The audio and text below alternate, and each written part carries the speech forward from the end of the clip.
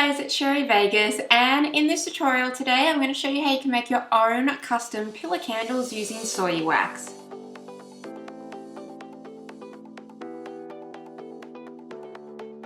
In this beginner's guide today, I'm going to take you through all the basics that you need to know to start making soy pillar candles using a silicone mold. I have done another beginner's guide on how to make pillar candles before, which I'll add a little link up here. Definitely go and check that out if you want to really get into candle making. In that one, I did focus on using crystallized palm wax, so it's a little bit different, and I also focused on using plastic and metal molds. In this one today we're going to be focusing on soy wax and also silicone molds, so a little bit different. I definitely recommend watching this and then going and checking out the other one if you really want to get into candles.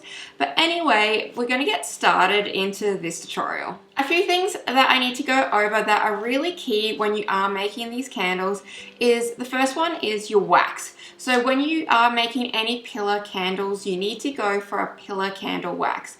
So this is very different from your soy container wax, and there's a few reasons why.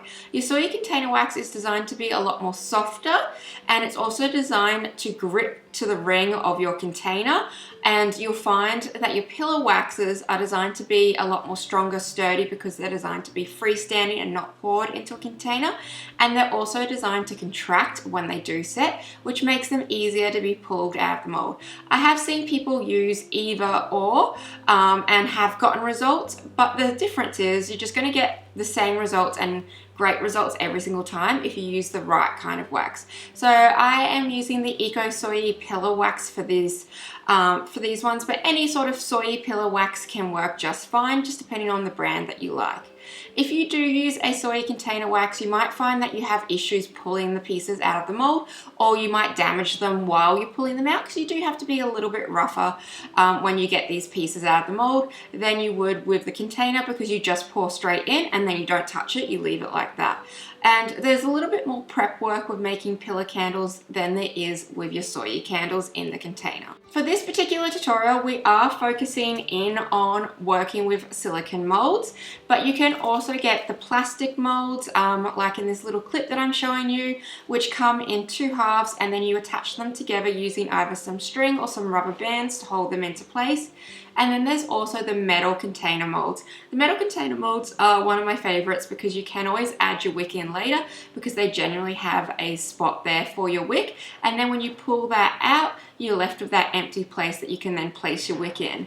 Metal container molds generally only come in pillar straight up and down. They don't really come in many different shapes other than that. So you are limited on the styles that you can get with that. But for this tutorial, we are focusing in on using silicone molds. The difference between using silicone molds is you can just get some different shapes that you're not going to get in your metal molds or in your plastic molds. Your plastic molds work great because generally they're great for designs that are symmetrical on either side that you can then pull apart. But not all designs are like that, so they don't always work out for different designs. And that's where these come in handy. Now, with your silicone molds, I'd recommend looking for ones designed for candles. I do have one here that is just a stock standard silicone mold, which can be used for resin or candles or soap making. The difference is this is a lot harder silicone. It's more sturdy. It's made for resin to be poured into it. It's made for it to get a little bit hot. And the disadvantage to this, even though it is more sturdy, is it doesn't have the flexibility that a silicone mold for candle making does. This is really squishy. It feels a little bit like a gummy bear is the best way to describe it, and it's going to be a lot more flexible when it comes to peeling it back. So I would recommend going for molds like this over going for just your typical stock standard silicone mold, just because it's a lot harder to get your pieces out when the silicone is quite tough and doesn't have the stretch or the flexibility like these ones do. When prepping your candle molds, you just want to give them a good wash out with some soapy water, and then I just like to leave them to air dry. You just want to make sure there's no water in it before you do start to pour. You can either leave these ones whole because they are quite flexible and you can pop them out depending on the design, but a lot of people I know do like to cut They're silicone molds down the middle because it makes it a lot easier to demold when it does come that time, especially if you've got a design like, say, like this one, where at the end you've got parts that stick out. Sometimes when you do go to pull those out, you can accidentally break the candle. So a lot of people, when they do make silicone candles, pillar candles like this, they will fully cut up the mold. The thing that you need to do is, obviously, if you've cut the mold, you need to tape it up or rubber band it up when you want to do your pour, because if you don't do that, when you pour the wax in, it's just going to leak straight out that cut. So it's really personal preference on what you prefer. Someone's like this one, I leave whole because it is really easy to get out because the smallest part is at the end. So as long as I can get the big part out, I don't have any issues. But with something like, say, this woman's body one, I do have issues getting those shoulders out without breaking them. It's a lot harder. So by cutting this one up the center, it's going to make it a lot easier to demold. The only thing I need to be careful of is when I do pour again, I just need to make sure that both edges of my mold are pressed back together because I don't want to get any leakages or any seams coming through. So the best way to do that is with just some rubber bands, or you can use string depending on your mold, but that is another option that people like to use. The first step that we need to do is prep our molds. Most of the time when you buy a silicone mold, they don't come with the hole for the wax to go through, just in case the person wants to use it for a different project like resin or candle making where you don't need a hole for the wick. So what I like to do is just use a Stanley knife and cut a little tiny hole that I can push my wick through. You don't want to make this too big as you want it to be nice and snug. I also find using embroidery needles really helpful. Those really thick sewing needles will help push the hole through. When it comes to picking what type of wick to use, you do have a few different options.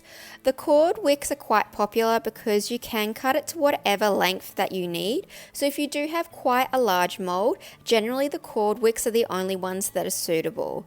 You can also use your container candle wicks, but they generally aren't that long because they are just designed to be put into a container, and so you might not be able to use them for every project. Once you have selected your wick, then you just want to place it through. You do find that the cord wicks, because they aren't covered in wax, are really flexible and are a little bit harder to push through than the wicks that you would use for a container. If you do struggle just getting your cord wicks through the hole, there are two different options that you can do. You can either dip it into some soy wax, and that way it will get a wax coating and make it a lot easier to push through and won't be as flexible. Or you can always use your embroidery needle and thread it through.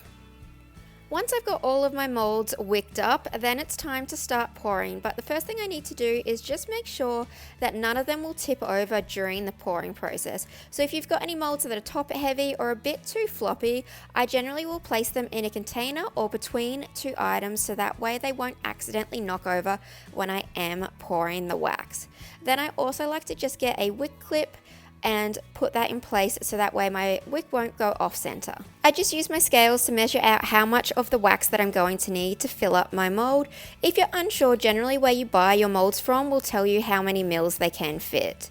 Once I've done that, I just place it into a double boiler and melt my wax down. Depending on the brand of wax, it does depend on what you have to melt it to. I've just put up the instructions below so you can see, but obviously if you use a different brand of wax, that temperature might change. With this particular wax, I need to get it down to 60 before I start adding my fragrance in. With your fragrance, you don't want to put more than 10% maximum. That can change depending on the brand of wax you're using, but with this particular wax, my wax can only take up to 10% fragrance to wax ratio. To color my wax, I'm just using a liquid dye. I like to add this in when I add my fragrance in. Because it's a liquid into a liquid, it blends out super fast. If you want to use a dye chip, then I would recommend adding that in when your wax is still on the heat, because they do take a little bit more heat to melt down, unlike your liquid dyes that blend in seamlessly. If you're unsure about what color it's going to be, you can always test it out on a little bit of white paper, and then that will give you a really good indication of what color it's going to be when it does set. You need to remember that soy wax sets with a white base, so whatever color you add into it is going to have a little bit of that white undertone through it. When you're happy with your color, then all you need to do is pour your wax into your mold. You want to fill it as close to the top as possible because this wax will contract when it does set. If you are going to do a multi-layered candle, then you just need to wait for the wax to set in between each pour. For this one, I went for an ombre effect, so each time I melted my wax again, I then just added another drop to make it slightly darker. If you do find that your wax is caved in or you've got any sinkholes, you can always use your heat gun just to melt around the edge and smooth that out, or add a little bit of more wax in to fill any of those holes up.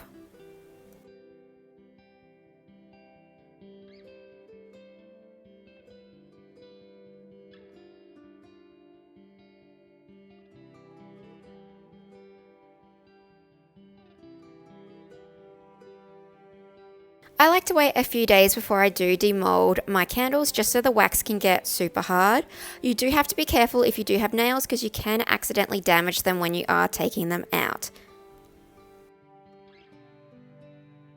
Once you've gotten them all out, then all you need to do is just trim off the excess wick at the bottom and you've got some really cool pillar candles.